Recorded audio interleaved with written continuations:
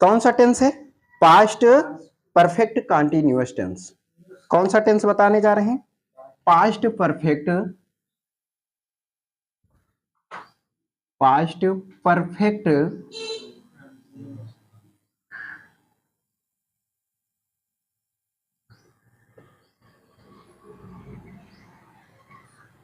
Continuous tense.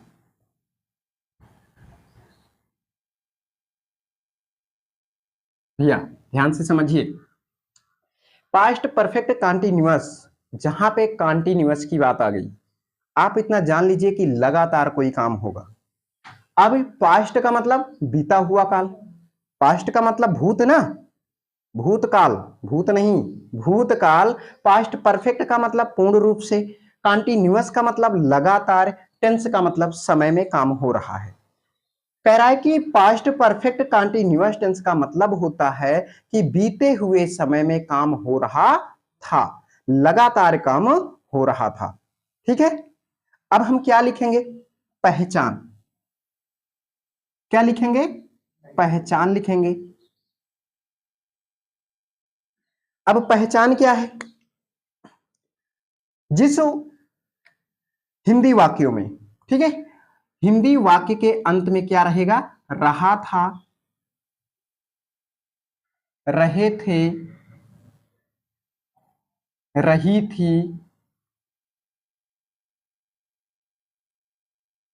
आदि शब्द आते हैं, ईटीसी आदि शब्द आते हैं, तो क्या हो जाता है? पास्ट परफेक्ट कंटीन्यूअस टेंस कहलाता है। समझ में आया? इसमें बात ये होती है, समय दिया होता है। कौन सा समय दिया होता है? निश्चित तथा अनिश्चित। इसमें, इस टेंस में समय दिया हुआ होता है, दिया होता है। समझ में आया? इस टेंस में समय दिया होता है, निश्चित या अनिश्चित। समझ में आया? ठीक है, डायरेक्ट स्ट्रक्चर लिखवा दे रहे हैं अफर्मेटिव सेंटेंस के लिए। किसके लिए? अफर्मेटिव।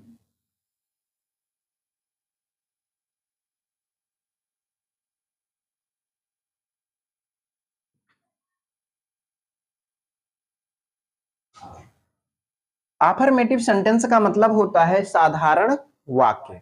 क्या होता है? साधारण वाक्य। अब इसमें हम स्ट्रक्चर क्या लिखेंगे?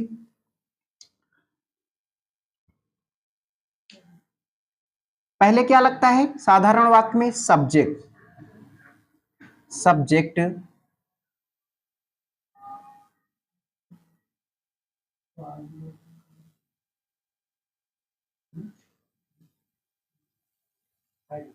देखो, subject plus helping verb has oblique have, have plus इसके साथ में बीन लगाएंगे। क्या लगाएंगे? बीन। अरे सॉरी, हाँ, हैड लगता है, पास्ट परफेक्ट टेंस है, भूल गए थे। तो यहां पे हैड लगेगा। क्या लगेगा? हैड प्लस बीन, और प्लस वर्ब की फर्स्ट फॉर्म में आईएनजी। क्या लगेगा? आईएनजी। उसके बाद क्या लगेगा? Object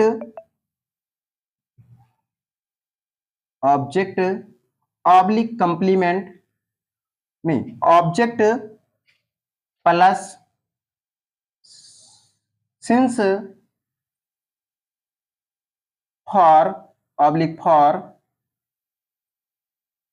plus time.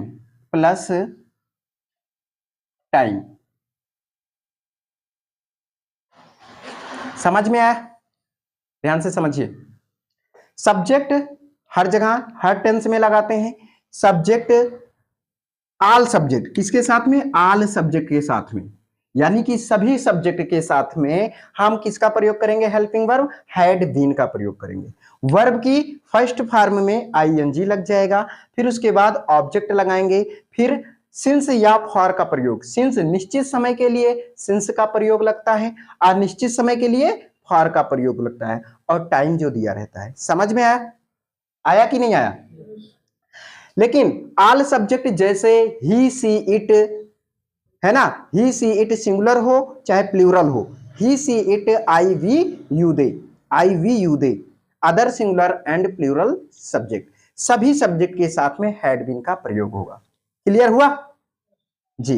एग्जाम्पल जैसे, एग्जाम्पल में लिखो जैसे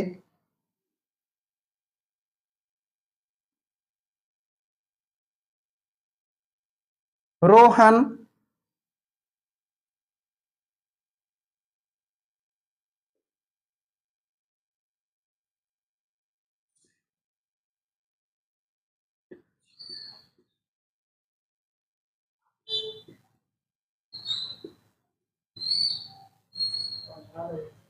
पढ़ रहा है, रोहन 2 बजे से अंग्रेजी पढ़ रहा है। साधारण सा वाक्य है कि नहीं है, साधारण सा वाक्य है ना। अरे भाई पढ़ रहा था, सॉरी पढ़ रहा था हो जाएगा, पढ़ रहा था, रोहन 2 बजे से अंग्रेजी पढ़ रहा था। ठीक है, तो ये काम कहां हो रहा है, पता चल गया कि पास्ट परफेक्ट में बीते हुए काल में पढ़ रहा था, पढ़ रहा था। समझ में आया, काम हुआ कि नहीं हुआ, कि अंग्रेजी 2 बजे से पढ़ रहा था। समझ में आया, पढ़ रहा था भैया। तो इसका ये present perfect continuous, past perfect continuous tense में पता चल गया। अब क्या लिखेंगे, रोहन, सब्जेक्ट क्या है, रोहन है ना, रोहन, रोहन, अब क्या लगाएंगे, had been, had been, Rohan had been, verb की फर्स्ट फॉर्म क्या है, पढ़ना, रीडिंग, रीड, वर्ब की फर्स्ट फॉर्म में आईएनजी, रीडिंग, रीडिंग क्या कर रहा है, रीडिंग पढ़ रहा है, यानी कि पढ़ रहा है, क्या पढ़ रहा है, English, reading English, a English,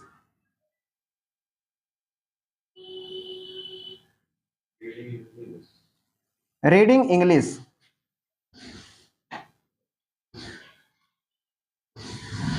English, English पढ़ रहा है, जो कि कब से पढ़ रहा है, 2 बजे से।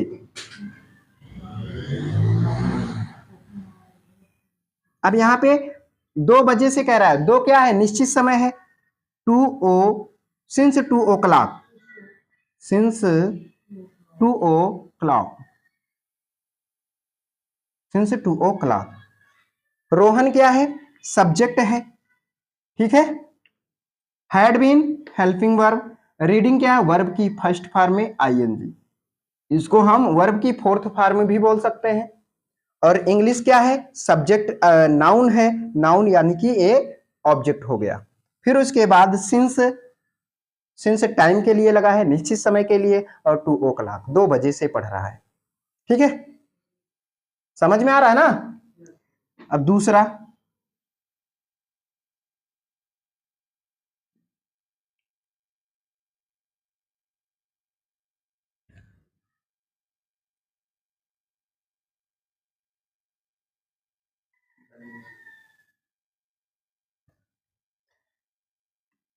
दूसरा कोई एग्जांपल लो।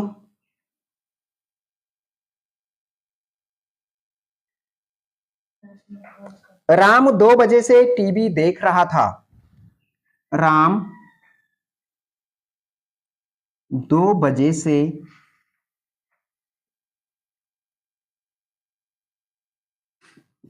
टीवी देख रहा था। करिए, जल्दी करिए, आप लोग करके बताइए।